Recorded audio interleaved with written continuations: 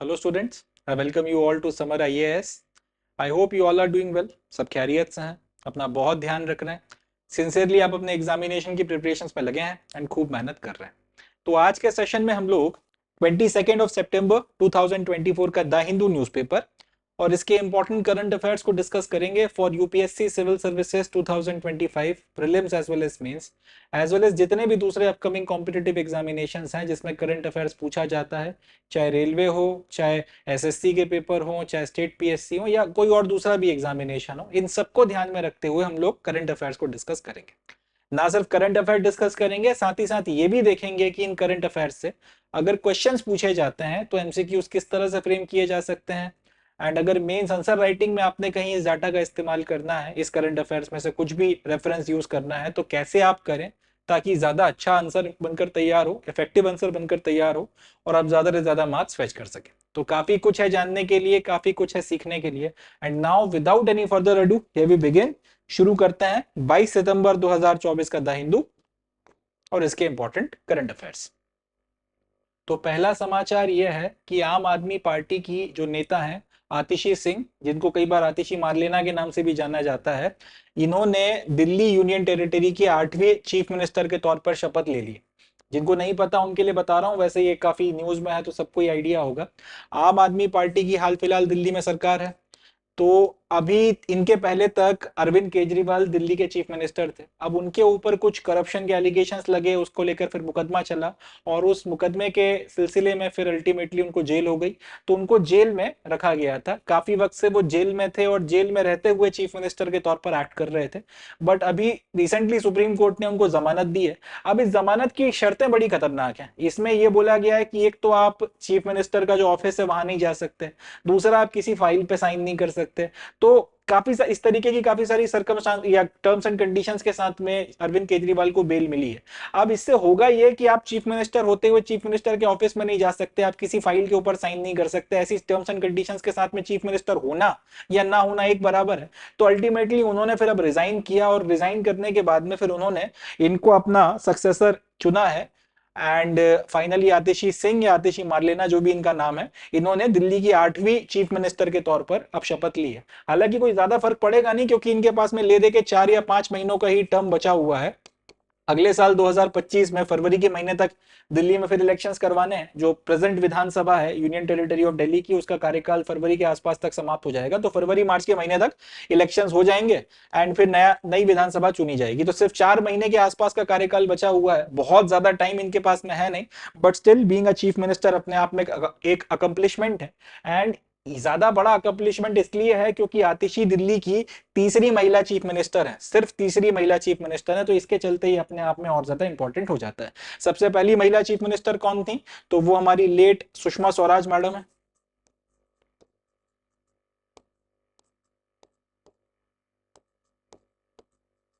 इनके बाद में शीला दीक्षित,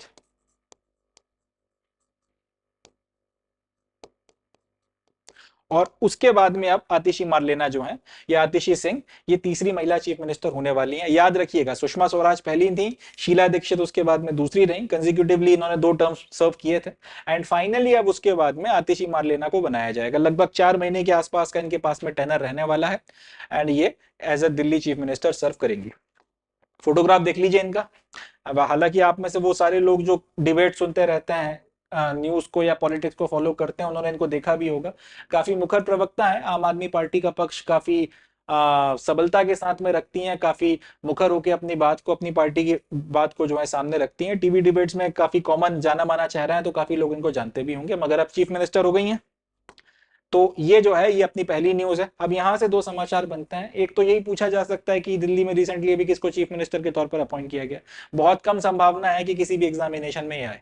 ये जरूर पूछा जा सकता है कि आतिशी मारलेना जो हाल फिलहाल आपका दिल्ली की चीफ मिनिस्टर के तौर पर बनी है, ये कौन से नंबर की चीफ मिनिस्टर है। तो हमको याद रखना होगा 8वीं चीफ मिनिस्टर है यूनियन टेरिटरी ऑफ दिल्ली की। दिल्ली का जब आपने यूनियन टेरिटरी बनाया था उसके बाद से ये 8वां चीफ सीएम मिला है उन्हें। एंड महिला चीफ मिनिस्टर की बात की जाए, घुमाने के लिए पूछा जाए कि पहली है या दूसरी है, तो ध्यान रखना है तीसरी महिला चीफ मिनिस्टर है। इसके पहले सुषमा स्वराज और शीला दीक्षित 2 महिला सीएम दिल्ली में रह चुकी हैं। चले आगे बढ़ते हैं। ये हो गई अपनी पहली न्यूज, इससे ज्यादा इसमें से कुछ नहीं आएगा। और वनडे के जो एग्जाम्स हैं, खासतौर पे रेलवे के जो ग्रुप डी हो गया, असिस्टेंट लोको पायलट का एग्जाम हो गया, या आपका एनटीपीसी के जो रेलवे के पेपर होने वाले हैं, जूनियर इंजीनियर का जो पेपर होने वाला है, पैरामेडिक का जो पेपर है, इस तरीके के एग्जामिनेशन में क्वेश्चन पूछा जा सकता है। ये फैक्ट जो है उसके लिए अपने को याद रखना है। चले आगे बढ़ते हैं, नेक्स्ट न्यूज देखते हैं। चले नेक्स्ट न्यूज देखते हैं। अगला समाचार ये है कि एयर मार्शल अमरप्रीत सिंह को next chief of air staff appoint किया गया है। मतलब ये कि ये भारतीय वायुसेना के अगले प्रमुख होने वाले हैं। प्रेजेंटली या अभी की बात की जाए तो करेंटली ये इंडियन एयरफोर्स के vice chief of air staff के तौर पर अपनी सेवाएं दे रहे हैं, यानी कि ये वायुसेना के उप प्रमुख हैं। एंड 30 सितंबर को जब हमारे करंट जो एयरफोर्स के चीफ हैं वी आर चौधरी, ये रिटायर होंगे, उस दिन ये अपना चार्ज लेने वाले हैं। अब एयर मार्शल अमरप्रीत सिंह एक बड़े एस फाइटर पायलट हैं, वायुसेना में इनका बड़ा शानदार करियर रहा है। 1984 में इन्होंने as a fighter pilot commission लिया था, वायुसेना में शामिल हुए थे। नेशनल डिफेंस एकेडमी की ये एल्यूमिनस है। एंड लगभग 5000 घंटों का इनके पास में फ्लाइंग एक्सपीरियंस है। 5000 घंटे ये इन एयर रहे हैं, अलग अलग तरीके के फाइटर जेट्स इन्होंने उड़ाए हैं, अलग अलग वायुसेना के अलग अलग डायमेंशंस में इन्होंने अपनी सेवाएं दी हैं। बहुत रिच एक्सपीरियंस है, बहुत डेकोरेटेड ऑफिसर हैं। एंड ऑब्वियस सी बात है, भारतीय वायुसेना इनके कार्यकाल में नई ऊंचाइयों को छुएगी, ऐसी हम सबकी आशा है, आकांक्षा है, एंड हमारी बेस्ट विशेष हैं। तो ये अपने को याद रखना है। नेक्स्ट जो हमारे एयरफोर्स के चीफ हैं वो कौन है? Air marshal Amarpreet Singh. 30 तारीख को ये चार्ज लेंगे। अब जितने भी वनडे के एग्जामिनेशन हैं, स्पेसिफिकली एम्फेसिस करके बोल रहा हूँ, रेलवे के जो एग्जामिनेशन है एनटीपीसी के, मुझे गट फीलिंग है उसमें इनके बारे में जरूर पूछा जा सकता है, तो आपको ये याद रखना है। फोटोग्राफ देख लीजिए इनकी। सो ये हमारे नेक्स्ट वायुसेना के चीफ हैं अमरप्रीत सिंह सर। ठीक है, देखें sir. So that's it from this news. इससे ज्यादा इसमें और कुछ नहीं है, बस अपने को ये डाटा याद रखना है, नाम याद रखिएगा। एंड ये याद रखिएगा कि करेंटली ये वाइस चीफ हैं, वाइस चीफ के पद से फिर ultimately chief of the air staff बनेंगे। एंड सबसे सीनियर मोस्ट अफसर हैं जो अभी करंट हमारे जो वी आर चौधरी साहब हैं, इनके इनको अगर हटा दिया जाए क्योंकि ये तो रिटायर हो रहे हैं, तो उसके बाद में आज की तारीख में एयरफोर्स के सबसे सीनियर मोस्ट ऑफिसर है। ध्यान रखिएगा इसका। चले नेक्स्ट न्यूज की तरफ बढ़ते हैं, देखते हैं सर। चले नेक्स्ट न्यूज डिस्कस करते हैं। ये समाचार यूपीएससी 2025 के प्रीलिम्स के पॉइंट ऑफ व्यू से बहुत इंपॉर्टेंट है, एज वेल एज जो दूसरे एग्जामिनेशंस हैं, पीएससी हो गया, एसएससी सीजीएल हो गया, यहाँ पर भी इसके आने की संभावना बहुत ज्यादा है। तो इसको हम लोग डिटेल में डिस्कस करेंगे, अच्छे से इसको पढ़ना है। प्रीलिम्स हो या मेंस हो, दोनों के पॉइंट ऑफ व्यू से ये न्यूज हमारे लिए बहुत काम की है। देखते हैं। तो समाचार ये है कि इंडियन कैंसर जीनोम एटलस ने एक नया पोर्टल लॉन्च किया है, जो एक रिपोजिटरी के तौर पर काम करेगा regarding all the information about various aspects of cancer. Cancer के अलग अलग एस्पेक्ट्स को लेकर जो भी इंफॉर्मेशन है उस सबको एक जगह इकट्ठा कर एक पोर्टल के ऊपर लॉन्च किया गया है इंडियन कैंसर जीनोम एटलस के द्वारा। तो ये न्यूज है, इसके बारे में हमको बातचीत करनी है। पहला सवाल तो ये कि इंडियन कैंसर जीनोम एटलस होता है क्या, ये मैं आपको बताता हूं, उसके बाद में फिर हम लोग ये न्यूज जो है इसको डिटेल में डिस्कस करेंगे। Indian cancer genome Atlas basically एक पब्लिक प्राइवेट कोलैबोरेशन है, जिसमें इन लोगों ने सारी की सारी इंफॉर्मेशन कैंसर के रिसर्च, कैंसर के ट्रीटमेंट से रिलेटेड भारत में जितना भी काम चल रहा है, जो भी वेरियस प्रोग्राम्स चल रहे हैं, उन सबका इंफॉर्मेशन एक जगह पर अगर आपको कलेक्ट करके कहीं पे रखना है, तो वो सारा का सारा इन्फो, वो सारी इंफॉर्मेशन इस इंडियन कैंसर जीनोम एटलस ने इकट्ठी करके रखी हुई है। और इसमें जितने तरीके के कैंसर्स होते हैं, उसके ऊपर जितना ट्रीटमेंट के मेथड्स, तरीके, दवाइयां, सब कुछ चल रहा है, उन सब के बारे में इंफॉर्मेशन ये इकट्ठी करके रखता है। अब इन्होंने एक नया पोर्टल लॉन्च किया है। ये तो खैर एक बड़ा टेक्निकल किस्म का आपकी रिपोजिटरी हो गई या फिर एटलस हो गई, जहां पे आपको 50 तरीके के कैंसर जो होते हैं, अब हर एक तरीके के कैंसर के रिस्पेक्ट में भारत में जो जो सारी इंफॉर्मेशन है, या रिसर्च से लेकर ट्रीटमेंट तक और दवाइयों से लेकर बाकी सारी बातों तक, कितने पेशेंट्स को ट्रीट किया, किसका कैंसर कितना सीवियर था, कौन से स्टेज पर था, ट्रीट हुआ नहीं हुआ, पेशेंट बचा नहीं बचा, आपका सर्वाइवल रेट कितना निकल कर आया, सारी चीजों के बारे में आपको इंफॉर्मेशन मिलती है। तो एक तो ये हो गया। इन्होंने एक नया पोर्टल लॉन्च किया है जो एक रिपोजिटरी के तौर पर काम करेगा about various aspects of cancer. Specifically अगर बोला जाए, various aspects of breast cancer. Breast cancer ही क्यों? इसकी वजह यह है कि आज की तारीख में सबसे कॉमनली होने वाला जो कैंसर है वो ब्रेस्ट कैंसर है। एंड सही टाइम पर अगर इसका इलाज हो जाए तो सर्वाइवल के चांसेस बहुत ज्यादा हैं। बहुत कॉमनली ये चीज हो रही है भारत में काफी बड़े लेवल पर, और ना सिर्फ भारत में, पूरी दुनिया की भी अगर बात की जाए तो आज की तारीख में ये सबसे ज्यादा कॉमन कैंसर हो गया है। इसलिए ये चैलेंजिंग हो जाता है अगर लोगों में ब्रेस्ट कैंसर लगातार इतना हो रहा है। तो पहला सवाल तो ये कि आखिर यही कैंसर इतना ज्यादा क्यों बार बार निकल कर आ रहा है। दूसरा, अगर ये हो भी रहा है तो फिर जल्दी से जल्दी ये पकड़ में आए, जल्दी से जल्दी इसका इलाज हो सके, और इस तरह से हो सके कि कैंसर फिर वापस रिपीट ना हो, इसकी गठाने फिर से ना बन जाए। इन सारी बातों को लेकर अब बड़े लेवल पर रिसर्च और अलग अलग जो है इसके पहलुओं को लेकर अलग अलग तरीके की रिसर्च वगैरह चल रही है, अलग अलग तरीके के शोध चल रहे हैं। तो किसी एक आदमी का रिसर्च का जो डाटा है वो किसी दूसरे को इजीली एक्सेसिबल रहे, आपस में नॉलेज शेयरिंग ज्यादा बेहतर तरह से हो सके, एंड जो भी किसी के दिमाग में अगर कोई नोवेल आइडियाज आते हैं, कुछ अगर प्रश्न है, इस तरीके कई सारी चीजें हैं, उनको ओपनली शेयर कर सकें, उसके लिए ये प्लेटफॉर्म बनाया गया है जिसपे कैंसर के मल्टीपल एस्पेक्ट्स पे बात करनी है, बट स्पेसिफिकली ब्रेस्ट कैंसर पे ज्यादा एम्फेसिस जो है दिया गया है। तो उसके लिए ये इंडियन कैंसर जीनोम एटलस ने ये पर्टिकुलर पोर्टल लॉन्च किया है। समाचार ये हो गया। अब लॉन्च करने के पीछे की जो वजह है, एक तो मैंने आपको ये बताया कि कॉमनली ये कैंसर बहुत ज्यादा हो रहा है, तो इसको लेकर जो है रिसर्च वगैरह बड़े लेवल पर चल रही है, और ज्यादा से ज्यादा एडवांस तरीके जो हैं लाए जा रहे हैं जिससे कि जल्दी से जल्दी इलाज किया जा सके। एक तो ये बात हो गई। इसके अलावा एक और इंपॉर्टेंट रीजन है। रीजन यह है कि हिस्टोरिकली भारत में कैंसर का जितना भी ट्रीटमेंट हुआ है वो वेस्टर्न डाटा सेट्स के बेसिस पर जो इलाज और दवाइयां बनाई गई हैं उसके बेसिस पे किया गया। समझता, आज की तारीख में जो सबसे ज्यादा मेडिसिन प्रैक्टिस हो रही है वो है एलोपैथी। एलोपैथी आई है पश्चिम से।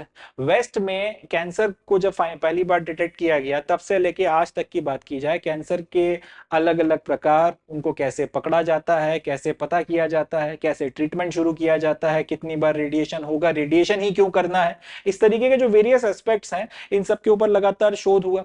अल्टीमेटली एक पूरा का पूरा स्टैंडर्ड ऑपरेटिंग प्रोसीजर अलग अलग कैंसर्स का वेस्ट में डेवलप हुआ कि भाई अगर ये वाला कैंसर होता है तो हम इस तरह से इलाज करेंगे, ये वाला कैंसर होता है तो इस तरह से इलाज करेंगे, ये वाला कैंसर होता है तो इस तरह से इलाज करेंगे, ये दवाइयां देंगे वगैरह वगैरह। अब इंटरेस्टिंग पॉइंट ये है कि यहाँ पे जितने मरीजों को ध्यान में रखकर ये, या जितने मरीजों के ऊपर शोध कर ये स्टैंडर्ड ऑपरेटिंग प्रोसीजर डेवलप किया गया वो सारे के सारे वेस्ट के लोग हैं, प्रोमिनेंटली यूरोप और अमेरिकन हैं। इनको ध्यान में रखकर आपने पूरा स्टैंडर्ड ऑपरेटिंग प्रोसीजर डेवलप किया है। इसी स्टैंडर्ड ऑपरेटिंग प्रोसीजर को अल्टीमेटली इंडिया में भी अडॉप्ट किया गया है, और इसी के बेसिस पर भारत में कैंसर का इलाज किया जाता रहा है। मगर अब एक इंटरेस्टिंग बात निकल कर आ रही है। इंटरेस्टिंग पैटर्न यह निकल कर आ रहा है कि इंडिया के जो कैंसर पेशेंट्स हैं उनमें जो कैंसर की गठाने डेवलप हो रही हैं, मॉलिक्यूलर लेवल पर यह देखा गया है कि इनमें और वेस्टर्न पेशेंट्स में जो कैंसर की गठाने डेवलप हो रही हैं इसमें काफी ज्यादा अंतर है। मतलब यह कि वो स्टैंडर्ड ऑपरेटिंग प्रोसीजर जो वेस्टर्न कैंसर पेशेंट्स को ध्यान में रखकर डेवलप किया गया है, शायद वो इंडियन कैंसर पेशेंट्स के ऊपर उतना ज्यादा इफेक्टिव नहीं है, या फिर हो सकता है कि जो इलाज ये लोग कर रहे हैं उस और जिस तरीके से इलाज को किया जा रहा है उसे जस का तस कॉपी पेस्ट करना शायद यहाँ पे पेशेंट के साथ में जाती है। कुछ हमें भी जो है अपनी तरफ से इंडिविजुअल इंडिपेंडेंट रिसर्च करनी चाहिए। हो सकता है हम लोग इससे बेहतर स्टैंडर्ड ऑपरेटिंग प्रोसीजर डेवलप कर लें, ज्यादा इफेक्टिव तरीका डेवलप कर लें। तो क्योंकि एक ही तरीके के कैंसर में अब ये दिख रहा है कि भारत में अगर किसी को कोई कैंसर पेशेंट है, उसको मॉलिक्यूलर लेवल पर जो कैंसर की गठाने पड़ रही हैं या फिर उसका जो कैंसर डेवलप हो रहा है, वही कैंसर अगर वेस्ट में किसी आदमी को हो रहा है तो उसमें बहुत ज्यादा डिफरेंस आ रहा है। तो बहुत ज्यादा डिफरेंस आ रहा है, मतलब इसका जो एसओपी है इस पर जस्ट का तस कट कॉपी पेस्ट मारना एक लॉजिकल फैसला नहीं है। इसमें हमको कुछ बदलाव करना चाहिए। हमें खुद की जो अपनी इंडिविजुअल भारत में जो कैंसर पेशेंट्स हैं इनकी रिसर्च, इनके ऊपर जो इलाज के नतीजे निकल कर आ रहे हैं, इनका कैंसर किस तरह का है, उस पर इलाज करने पे किस तरह से वो रिएक्ट कर रहा है, इन सारी चीजों के ऊपर हमें अपनी इंडिविजुअल रिसर्च करनी चाहिए। उसके लिए एक इंडिविजुअल पोर्टल डेवलप किया गया है जिसपे सब लोग अपना अपना कोलैबोरेशन कर सकते हैं। तो इन बातों को ध्यान में रखकर ये आईसीजीए के द्वारा ये पोर्टल लॉन्च किया गया। This portal will be the first in India to offer data that includes DNA, RNA and protein profiles of breast cancer patients integrated with clinical outcomes. तो भारत में ये पहला इस तरीके का पोर्टल रहेगा जिसमें कैंसर का जो इलाज किया गया, तो कैंसर की जो गठाने हैं उसका डीएनए एनालिसिस, उसका डीएनए प्रोफाइलिंग, उसका आरएनए प्रोफाइलिंग, उसकी प्रोटीन प्रोफाइलिंग, ये सारी की सारी खास तौर पे ब्रेस्ट कैंसर के जो पेशेंट्स हैं उसके रिस्पेक्ट में रखी जाएंगी, इकट्ठी करी जाएंगी। प्लस उन पर जब दवाइयां चली या फिर उनके ऊपर किसी तरीके के ट्रीटमेंट का को अप्लाई किया गया तो उसके क्या आपके आउटपुट निकल कर आया, कितना सर्वाइवल रेट था, कितना जल्दी जो है आपके पेशेंट ने रिस्पॉन्ड किया, कितना वक्त लगा अल्टीमेटली कैंसर को क्योर होने में, और उसके बाद में फिर कैंसर फिर से रिपीट हुआ या फिर से कुछ वक्त के बाद में उभर कर आया या नहीं आया, आया तो फिर कितना जल्दी उसको डील कर लिया गया। इस सारी चीजों के बारे में इंफॉर्मेशन, ये सारा डाटा जो है, अभी तक भारत में सच कोई ऐसा पोर्टल नहीं था जहां पर इस ब्रेस्ट कैंसर को ध्यान में रखते हुए स्पेसिफिकली इस तरीके का डाटा हो, तो वो सारा का सारा डाटा यहां पर रखा जाएगा।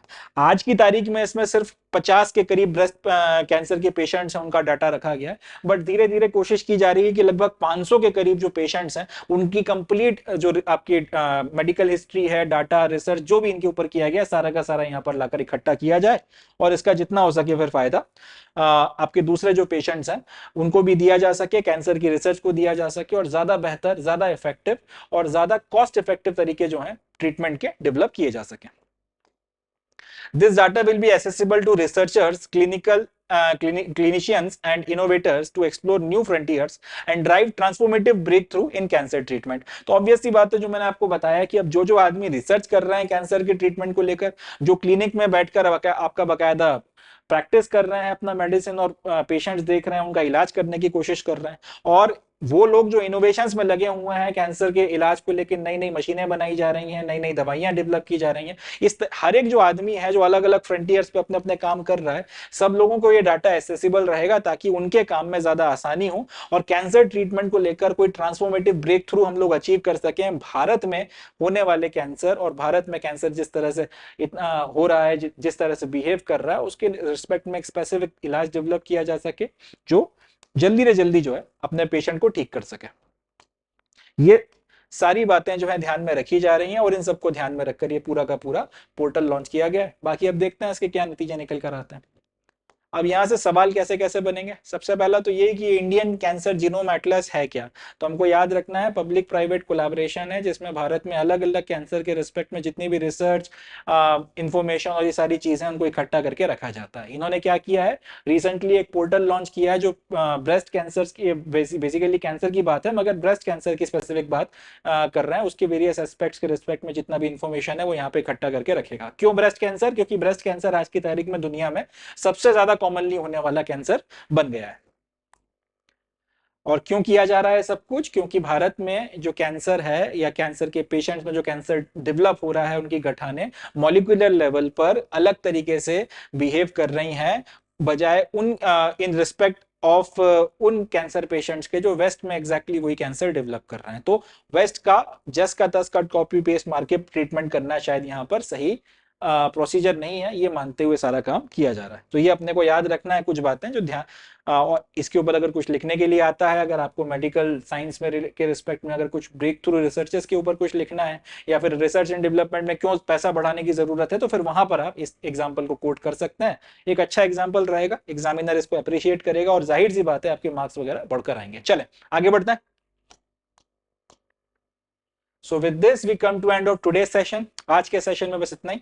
अब मैं मिलता हूं आपसे नेक्स्ट सेशन में जिसमें हम 23 सितंबर 2024 का द हिंदू और उसके इंपॉर्टेंट करंट अफेयर्स को डिस्कस करेंगे। तब तक के लिए अपना बहुत ध्यान रखें, खुश रहें, पॉजिटिव रहें और मेहनत करते रहें। थैंक यू, जय हिंद।